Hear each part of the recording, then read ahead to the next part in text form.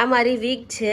એ week પહેરીને દક્ષ બહાર જશે અને દક્ષના બહાર ફ્રેન્ડો છે, એ લોકોને ડરાવવાના છે. ચાલ ચાલ, એવું નહીં, હમણાં કેવું આવ્યું તો ચાલ ચાલ ચાલ ચાલ.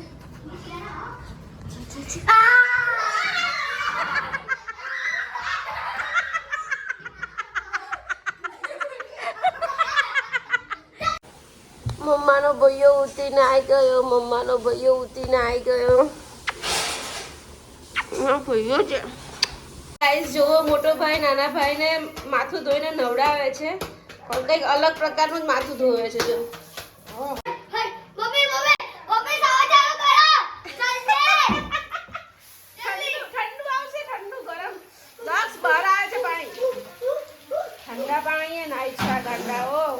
આજે મારી મમ્મી આવી છે, તો આજે મારી મમ્મી મારું ફેવરેટ શાક બનાવે છે, ચણા લોટની ઢોકળી. જુઓ, ખીરું પલાર્યું છે, હવે મમ્મી મસ્ત ઢોકળીનું શાક બનાવશે.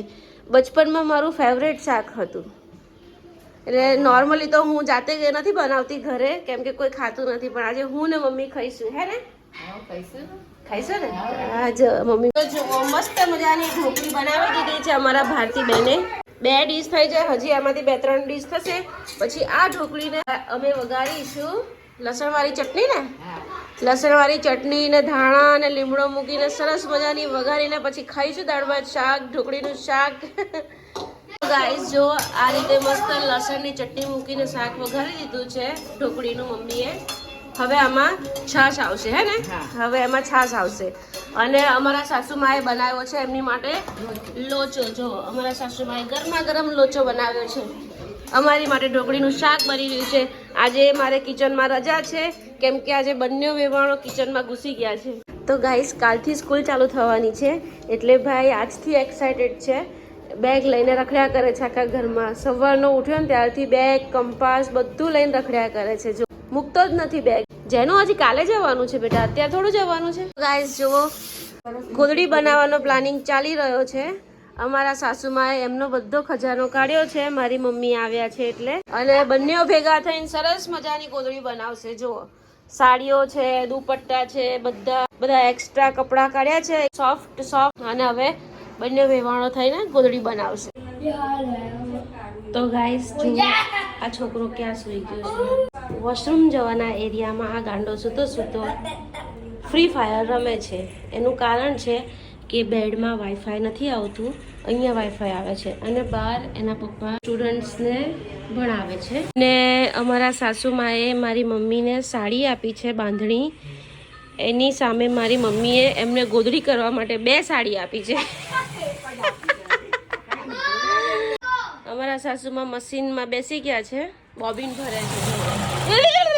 બી ગયું તો. અને મમ્મી અહીંયા સાડી વારે છે. તો ચાલો, અને તમે જુઓ અમારા જેનિશભાઈ ક્યાં સૂતા છે. વોશ એરિયાની બાજુમાં કોણ સૂવે? ઓય, તે શું કીધું તું? પપ્પા હું 10 જ મિનિટમાં આવ્યો. હે 10 મિનિટ ક્યાં થઈ તારી? બતાવ. અહીંયા. તો ગાઈસ આનું વેકેશન હોમવર્ક બાકી છે. એના પપ્પાને 1 મહિનાથી કહે છે કે હું કાલે કરીશ, આજે કરીશ, સાંજે કરીશ, અત્યારે કરીશ કહે છે ને, કરતો જ નથી. જો મને ઇગ્નોર કરે છે.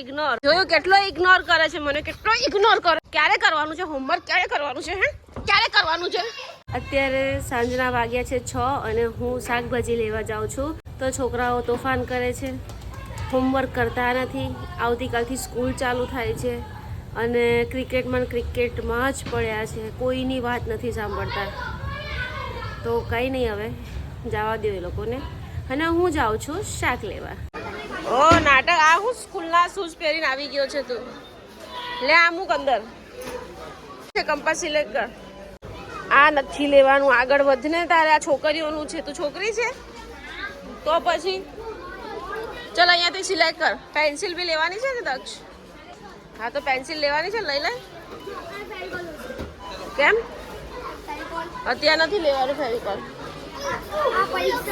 સિલેક્ટ કર નીચેથી. આ લઈ લે કવર. કેવું છે દક્ષ તારે આવું? તો ગાઈઝ જેનીસે આ કંપાસ સિલેક્ટ કર્યો છે અને આ સિલેક્ટ કર્યું છે. તો ડેક્કીમાં બધો સામાન આવી ગયો છે. આ ઢગાએ બહુ મોટો ખર્ચો કરાવ્યો છે. જો હજી તો બિસ્કિટના પેકેટ હાથમાં જ છે. નાટક બાજ. તો ભાઈ અહીંયા જો ફટાકડા ફૂટે છે સરસ મજાના. ડીમાર્ટનું પત્યું છે. હવે છોકરાઓના સોક્સ લઈ લઈએ. અને હા, સોક્સ જ લેવાના છે ને? હા, દક્ષ માટે કંપાસ લેવાનો છે અને કાલ માટે સ્કૂલના સોક્સ લેવાના છે વ્હાઈટ. તો એ સોક્સ લઈને પછી અમે ઘરે જઈશું. ગાઈસ બંધ થઈ ગઈ દુકાન. યુનિફોર્મ લેવાના છે. જુઓ જેનિસના હાથમાં કેટલી બધી વસ્તુ છે. અમારી પાસે બેગ નથી ને એટલે અમે હાથમાં લઈ લીધું છે.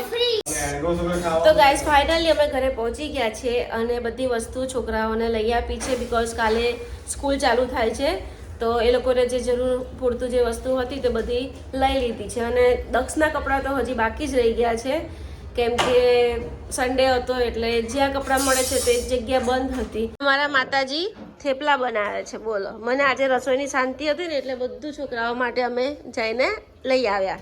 હે ને માતાજી? તો ગાઈસ જુઓ, કાલ સવારની તૈયારી ફૂલ જોશમાં થઈ રહી છે. કાલે સવારે સ્કૂલનો ફર્સ્ટ ડે છે વેકેશન પછીનો અને બંને ભાઈઓ પેન્સિલો છોલીને શાર્પનરનો ઢગલો કર્યો છે. જુઓ અહીંયા એવું કરાય બેટા? આટલી ગેલેરી ગંદી કરાય દીકા?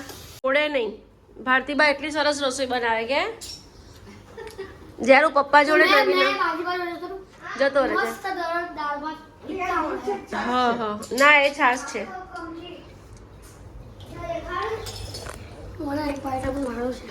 સારું છે ને? ખાઈ લે ને. મેગી નથી ખાવી, થેપલા ખાઈ લે. હા પણ લે તો ખરો એક બાઈટ.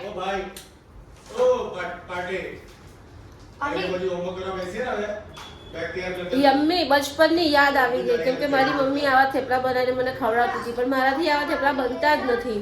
તો આજે મમ્મીએ ફાઇનલી બનાવ્યા મારી માટે અને ખાઈએ હવે. મમ્મી એક જ ડિશમાં ખાઈએ છીએ. ક્યારેક જ આવો મોકો મળે છે મમ્મી સાથે ખાવાનો, બાકી તો ક્યારે મોકો મળતો નથી. તો ચાલો મોકાનો ફાયદો ઉઠાવીએ ને. માં દીકરી એક જ ડિશ. અમારા દાદી છે ને એ ખુરશી પર બેઠા બેઠા જમે છે. એમથી નીચે નહીં બેસાતું એટલે. ઓ બચી ગયો. કેવો સ્લાઇડિંગ કરે છે.